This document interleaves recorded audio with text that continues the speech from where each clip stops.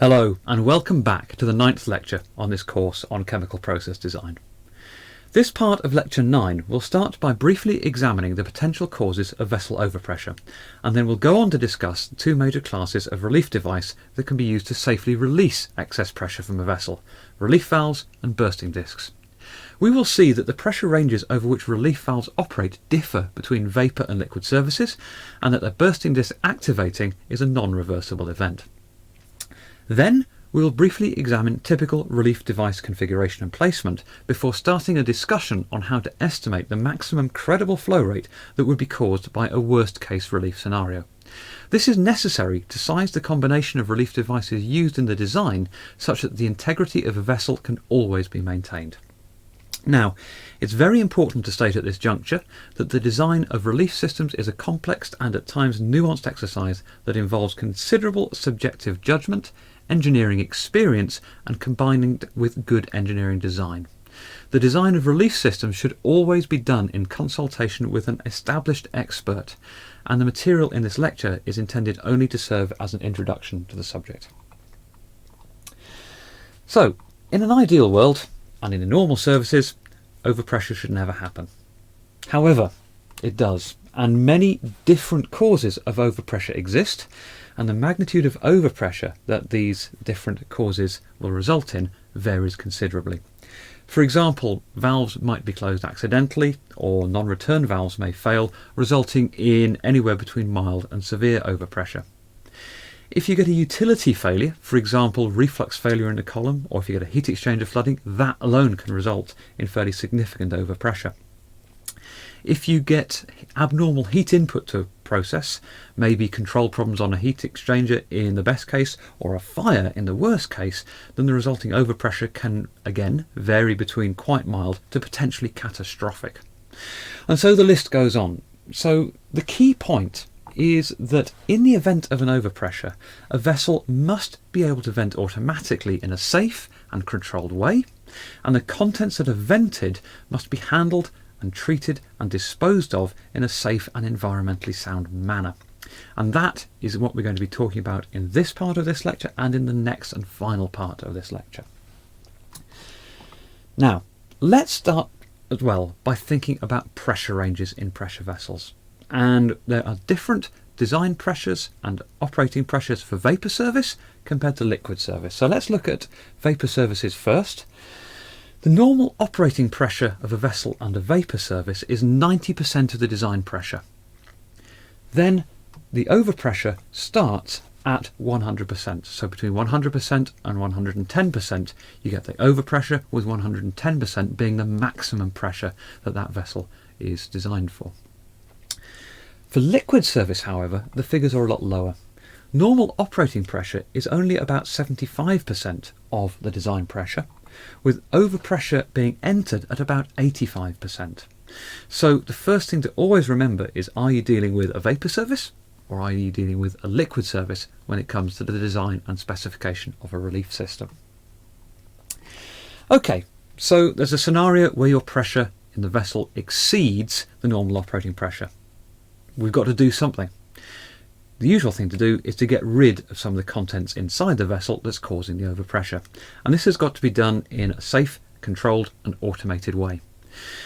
Now, there's a good rule of thumb that you should always keep things as simple as they can be, but no simpler. And so relief systems need to be utterly robust, utterly reliable. So we're not talking about complex control systems here. We're talking about devices that can work on a standalone basis in the failure of everything else. And so one of the first things about relief devices that you'll see is that they are simple. So of the two relief devices we're going to discuss, let's have a look at a relief valve first. So here on the board is a schematic diagram of a simple relief valve. There are many different types of relief valve which can look a little more complex than this, but in its simplest embodiment what you have is a valve that is bolted to your piece of process equipment.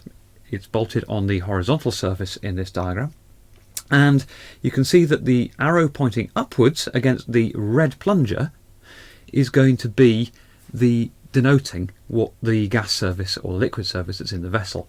So that red plunger is the valve seat, and we can see that holding that valve seat down you have a great big spring, and that you can twiddle a knob on the top of the valve or change a screw on the top of the valve to change the compression in that spring.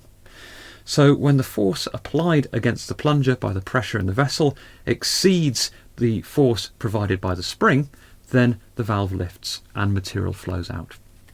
So there's a characteristic opening and closing of relief valves that you need to be aware of. So let's take a vapour service. We've seen that at normal operating pressure you're at about 90% of your design pressure. So when you reach 100% of your design pressure, you're entering a state of overpressure. And so your relief valve should lift, and it should lift to about the halfway point.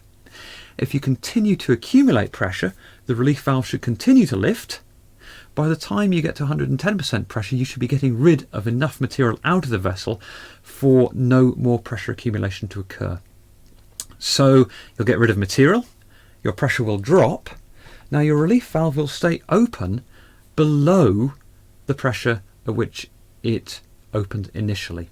And so if you look at how the relief valve closes, the relief valve will close at a lower pressure compared to that to which it opened, and we call that region blowdown.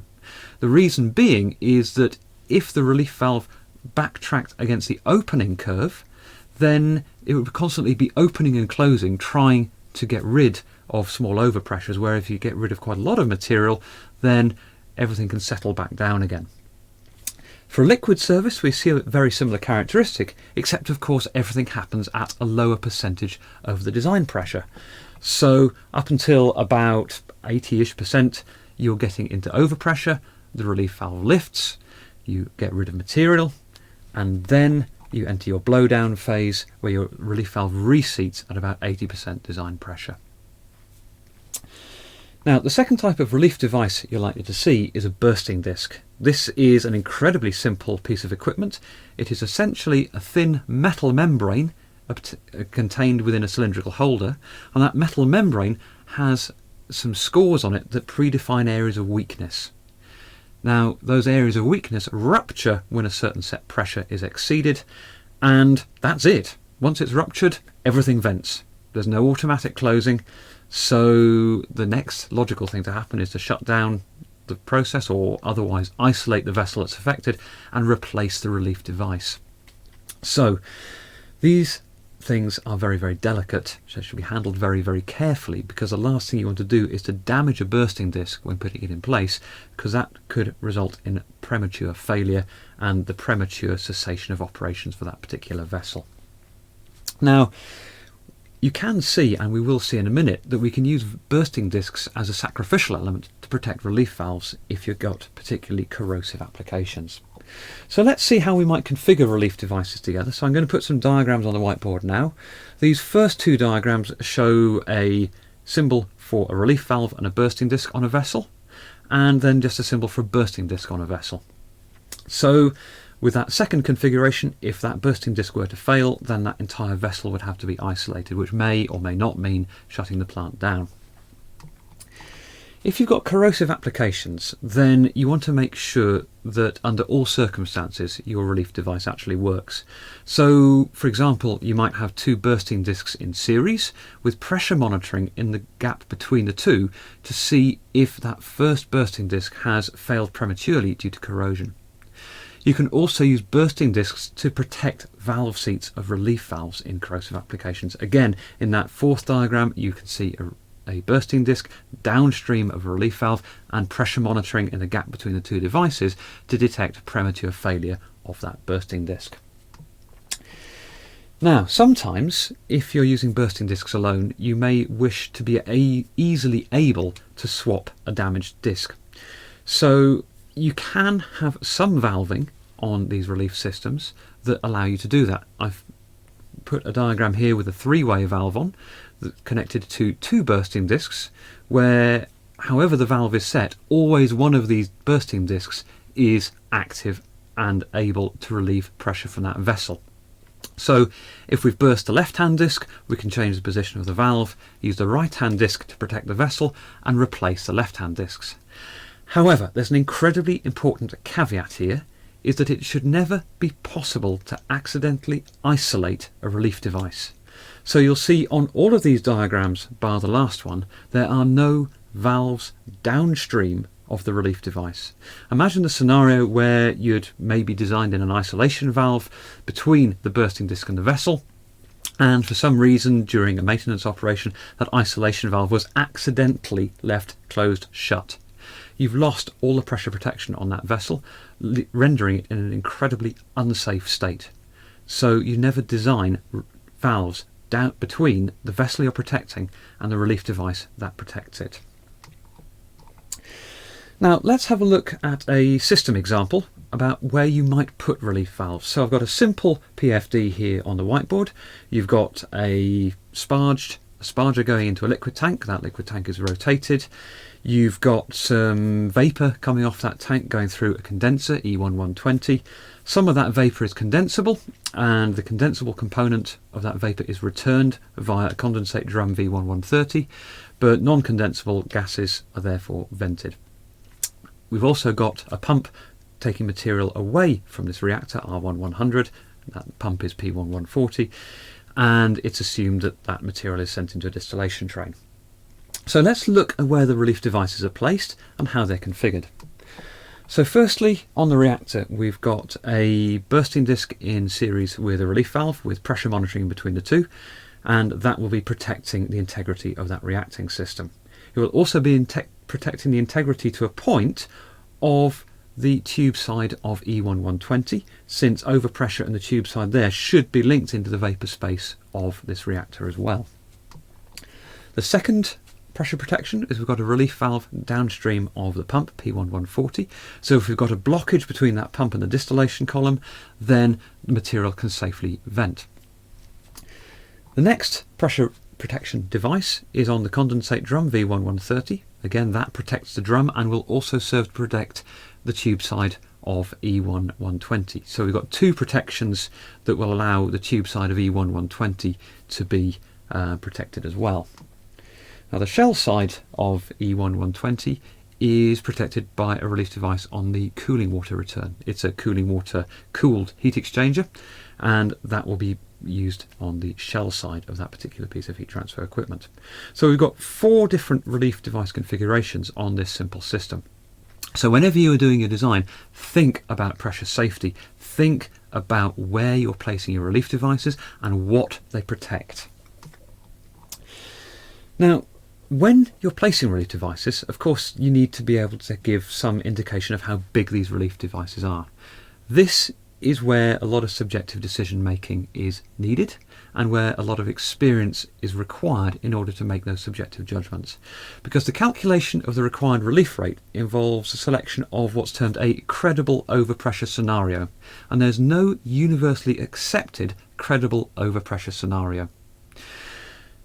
The bottom line is that relief systems have to be designed for a credible chain of events that results in the highest relief rate. If you designed all your relief devices to be the biggest relief rate possible, then you'd end up with a relief system cost that just made your plant completely unaffordable. That's why you have to go through the whole risk assessment process of figuring out what the most credible relief scenario is and then designing to that. What we're going to do here is look at one plausible scenario, which is that fire relief provides the highest relief rate compared to anything in operation. And by this I mean a plant fire. So if you've got a plant fire and the radiant heat from that warming the vessels up quite substantially, you're going to end up with significant overpressure and a significant amount of material that needs to be vented. So if we're thinking about the rate of relief in the case of a fire, the formula on the board here can be used to estimate the mass flow of the relief stream in kilograms per hour. When you're using that formula, if you have a look at it, you need to know information pertaining to the upstream relief pressure in bar absolute. So this is what's going on in the vessel. You need to know what the vessel wall temperature is likely to be, and we'll see how we estimate that in a minute. We need to know the gas temperature upstream. So we also need to know the molecular weight of the gas in grams per mole. And we can relate the upstream conditions to normal conditions using the ideal gas law if appropriate. The wall temperature for fire exposure is given in this graph here. These 3 different curves are for 3 different thicknesses of steel plate, 3 mm, 12.5 mm and 25 mm. And what we're plotting is the plate temperature in degrees Celsius as a function of the minutes after the start of a fire. And we can see, perhaps unsurprisingly, that the 3mm plate heats up very, very fast, whereas the 25mm plate heats up considerably more slowly. And so this also gives you some idea of the timescales involved for the particular relief event to take place in. So, if we're thinking of the relief valve size for gases, we have to think about the pressure ratio across the device, because if we're thinking about a gas, if our pressure ratio is too large, then of course we're going to choke the flow in a valve. If you think back to your compressible flow course, to a contracting, expanding nozzle, and the various flow regimes that can occur in that de Laval nozzle, you can end up with either purely subsonic flow, you can reach a flow choke at the throat of the valve with subsonic flow either side of it, or you can have subsonic flow leading to a choke, leading to supersonic flow, leading to a shockwave. But the formation of a choke at the most narrowest point of the constriction limits the mass flow rate. And if you think about a mass flow rate limitation, an unintended mass flow rate limitation, in the context of an emergency relief device, this is something you really need to avoid. So if we think about that pressure ratio, the pressure downstream of a relief valve depends on where the discharge is going to. Is your relief valve discharging to atmosphere? Or is it discharging into a piece of pipework called a relief header that takes what you're venting for treatment elsewhere? If the downstream pressure is less than the critical pressure, then again you're going to choke the flow in your relief valve. So what we need to figure out is what that critical pressure is. Now, if you think back again to your compressible flow course, to your isentropic relationships, you'll recognise the first equation on this board, which is an isentropic relationship for pressure. So your critical pressure over P1. P1 here is your relief pressure in the vessel. But if you think about it, that is the same as your stagnation pressure, because there's going to be no flow just before the relief valve opens. So therefore, that is the stagnation state. PC here will be the critical pressure for choking. And that is equal to the relationship there, 1 plus a half gamma minus 1 m squared, where m is the Mach number, all raised to the minus gamma over gamma minus 1, where gamma is my specific heat capacity ratio. If we're interested in choking, then m is going to be equal to 1, my Mach number. So we get a simpler relationship here. Well, PC over P1 is 2 over gamma plus 1, gamma over gamma minus 1. So there's a number that you usually associate with this for air, but I'm not going to give you that number because, of course, you must remember that your heat capacity ratio gamma will change as a function of the gases that you use. Now, you're going to get different equations to size valves depending on whether the flow is choked or not. If you're dealing with liquids and two-phase flows, the scenario is a heck of a lot more complicated, and I've given you a reference here to look at if that scenario applies to what you're doing. Okay, let's recap a few key points. Firstly, there are many causes of overpressure, ranging from, frankly, the near mundane to the almost catastrophic. You've got different types of relief device that can ease that overpressure. You've got relief valves and you've got bursting discs. And the combination of these two devices, sometimes operating over different ranges, maybe a relief valve just to operate at minor overpressure, and your relief valve and your bursting disc to operate at major overpressure, these will protect your process equipment. Estimation of relief rate is a complex subject. It needs consultation with experienced practitioners. We looked at one possible upper bound on relief rate, which was overpressure caused by fire. Now, sizing relief valves for vapour duties requires a knowledge of compressible flow.